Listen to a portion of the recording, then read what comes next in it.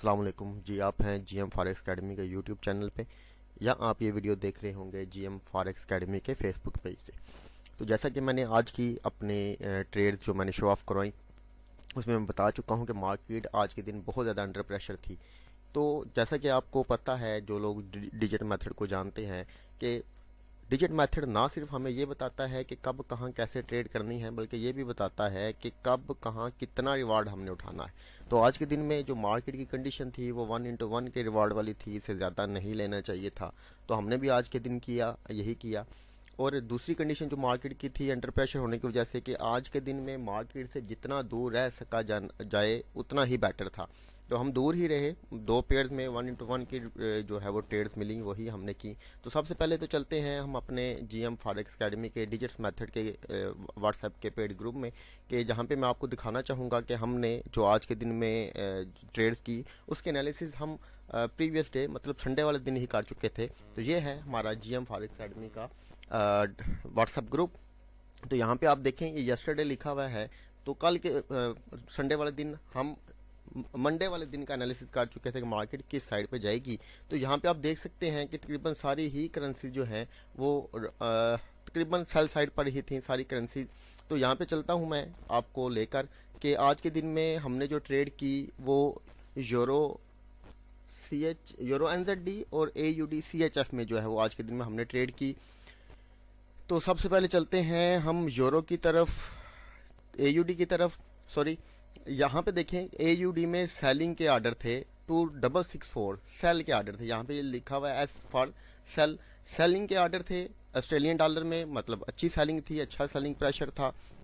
यहाँ पे आगे चलते हैं यूरो में। यहाँ पे देखें 1514 जो है वो आर्डर थे सेल साइड के ऊपर, और मार्केट अपने एक लेवल के नज़दीक पहुंची हुई थी। आगे चलते हैं CHF में बिल्कुल ना होने के बराबर 359 आर्डर थे, मतलब दोनों की निस्बत, AUD और यूरो की निस्बत बहुत कम आर्डर थे सेलिंग के as compared to euro and other currency के। और फिर हम आते हैं NZD की तरफ। बाकी करेंसीज को हम नहीं छेड़ते क्योंकि उनमें हमने ट्रेड नहीं की। NZD की तरफ आते हैं, तो NZD में आप देखें 5739, मतलब काफ़ी से भी ज़्यादा जो है वो आर्डर थे, और दूसरे मार्केट ने जो है लेवल भी ब्रेक किया हुआ था।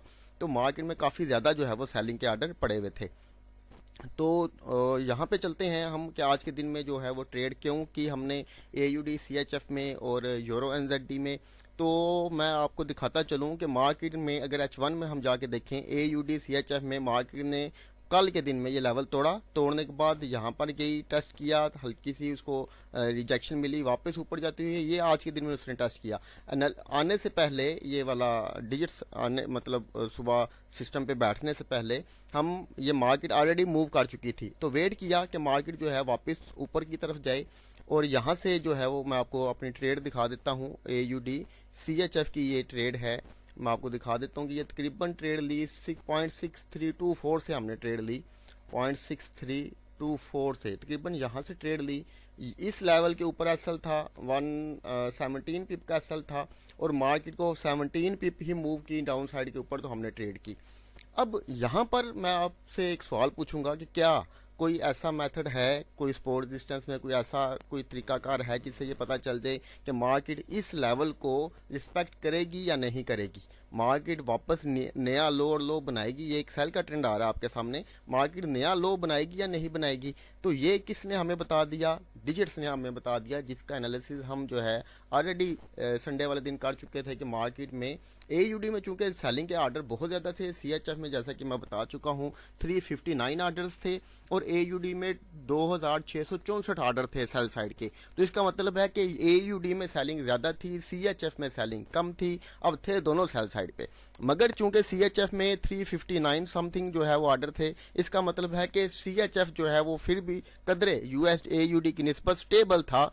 तो AUD की जो सेलिंग है, उसने जो CHF की जो स्ट्रेंथ थी एज कम्पेयर टू AUD के, उसने उसको सेलिंग के ऊपर जो है वो कन्वर्ट किया, सेल साइड पे उसको जो है वो फेंका। और मार्केट ने अभी भी देख लें, मैंने ट्रेड क्लोज कर दी, मार्केट स्टिल जो है वो डाउन पे जा रही थी। क्यों क्लोज कर दी? क्योंकि ये डिजिट मेथड ने आज के दिन हमें बता दिया था कि आज के दिन में जितनी भी हमने जो भी अगर हमें ट्रेड मिले उसमें 1:1 लेना है, क्योंकि सबकी डायरेक्शन सेम साइड पे थी।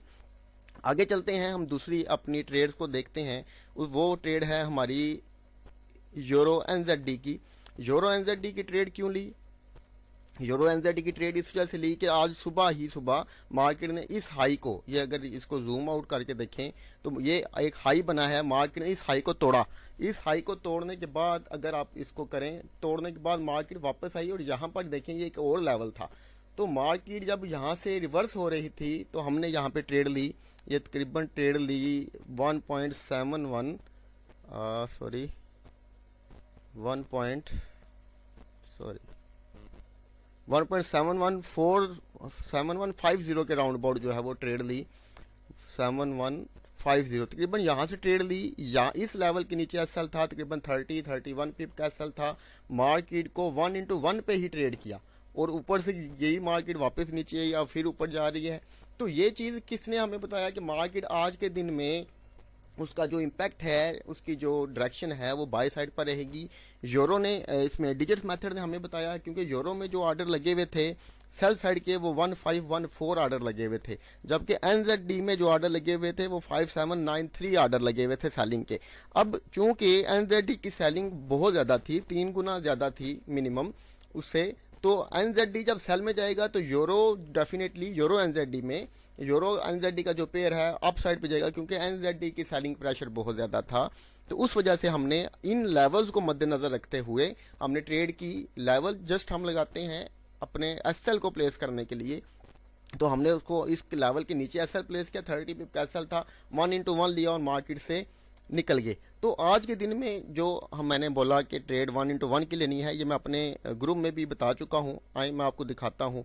आज सुबह मैंने अपने स्टूडेंट्स को बता दिया था कि आज के दिन में आपने जो भी ट्रेड्स लेनी है वो 1:1 की लेनी है। यहाँ पे अगर आप पढ़ सकते हो तो मैंने लिखा हुआ है कि टू बाय और सेल करें फॉर 1:1 रिस्क रिवार्ड के लिए।